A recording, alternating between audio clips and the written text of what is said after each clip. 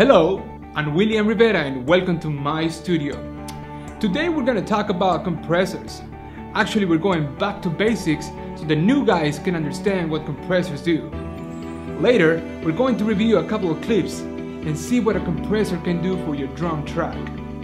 After that, we'll see what's hot for your studio this week. So don't move because the show is about to begin. This is Hot Game.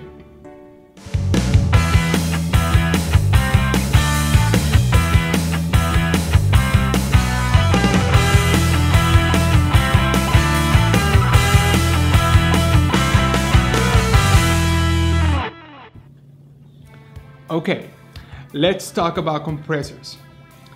In its basic form, a compressor will be some sort of automatic volume control that will lower the volume if the signal is too loud, but it will also raise the volume if the signal is too weak. And this is really important because it'll help us control the dynamics of a track. Let's say, for example, a vocal track. You know, vocals are very dynamic, and if you don't control those dynamics, you're gonna end up with a track that doesn't sound very professional. But don't get me wrong, you don't want to overcompress. If you do that, you're actually gonna end up with a track that's very sterile and flat, and that's not what we're going for. We want a track that has some dynamics, but they're not all over the place. So let's see what are the main controls of any compressor. Number one, the threshold. Now this guy will determine when the compressor will start to work. Let's say, for example, you have the threshold set to -10 dB. When the input signal goes over 10 decibels, the compressor will start doing its thing. Number two, the ratio. This one will determine how much compression will be applied to the signal once it goes over the threshold. At a ratio of 2:1, for example, every time the input goes over the threshold by 2 decibels, the signal will be reduced by 1. 2:1. Plain and simple. Number three, the attack. This one will determine how fast the compressor will reduce the volume of the signal once it goes over the threshold. Let's say if you have a very slow attack, then you're letting a little bit of the audio to pass through unaffected. And this setting is really good for like a snare track. So you can hear the first transient of the sound. You can actually hear the sound of the stick hitting the drum. And number four, the release.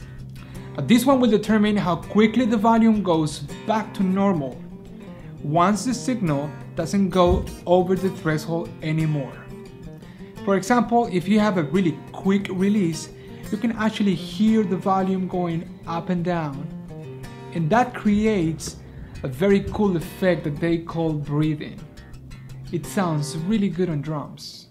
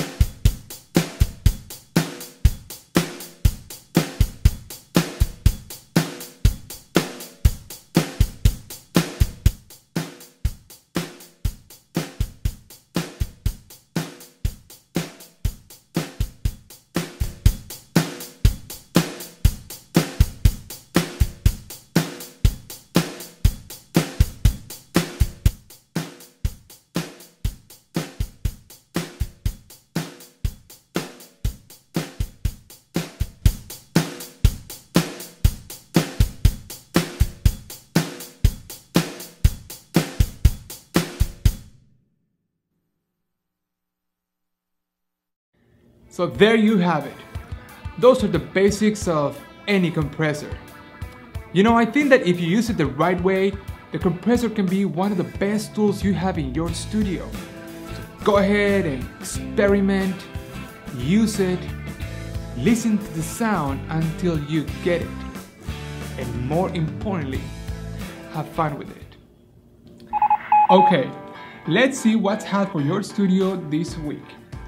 A few days ago, Native Instruments released Complete 8 Ultimate. And for the people who don't know, this is a massive library of content for your studio. We're talking about 240 gigabytes of content that includes all of their virtual instruments and effects. At a $1,099, this is not cheap, but trust me, it's worth every penny. Actually, if you don't want that much power and juice, you can go for Complete 8 only. And this one has 110 gigabytes of content, which is still a lot, and they sell it for $559. You know, I think if you're a composer or if you do work for other people, it's always nice to have these kind of libraries. If you want detailed information, just go to their website. Here's the link. Okay guys, that's all for today. Actually, if you like the video, you're more than welcome to subscribe. And if you have any ideas for upcoming shows, just let us know. Send us a message.